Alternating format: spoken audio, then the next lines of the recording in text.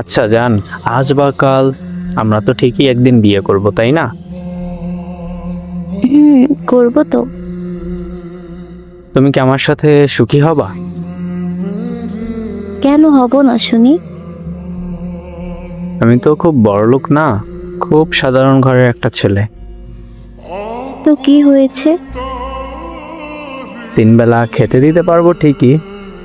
কিন্তু তোমার সব শখ পূরণ করতে পারবো না। ও তাই বুঝি। তো আমার শখটা কি একটু বলবেন? এই যে তুমি সাজতে পছন্দ করো, ঘুরতে পছন্দ করো, আরো অনেক কিছুই পছন্দ করো। জি না, আপনার কথা হয় নাই। আমার শখ কি জানেন? বলো শুনি।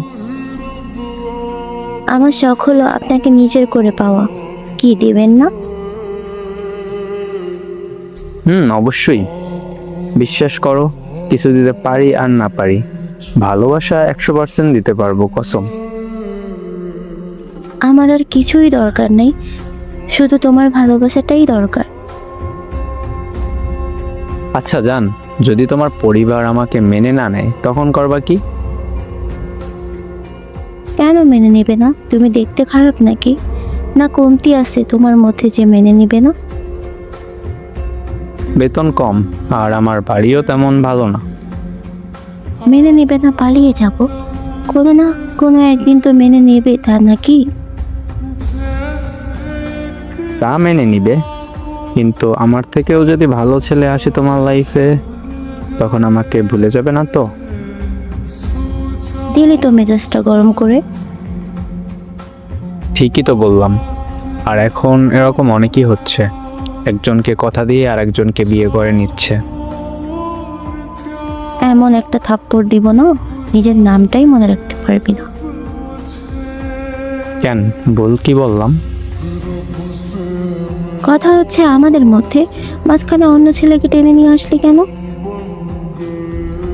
এরকম বিচ্ছেদ অনেক হচ্ছে, তাই বললাম। শোনো, ভালো আমি তোমাকে বাসি। তোমাকে নিজের করে পাওয়ার জন্য যা যা করা লাগে আমি তাই করব। তাই জান। আমি জানি মন থেকে কিছু চাইলে আল্লাহ ফিরিয়ে দেয় না। সরি, আর কখনো এভাবে বলবো না। ঠিক আছে। এবার একটু হাসো। এত চিন্তা ভাবনা বাদ দিয়ে চলো বিয়েটা তাড়াতাড়ি করে ফেলি। আর কতদিন এভাবে একা থাকবো?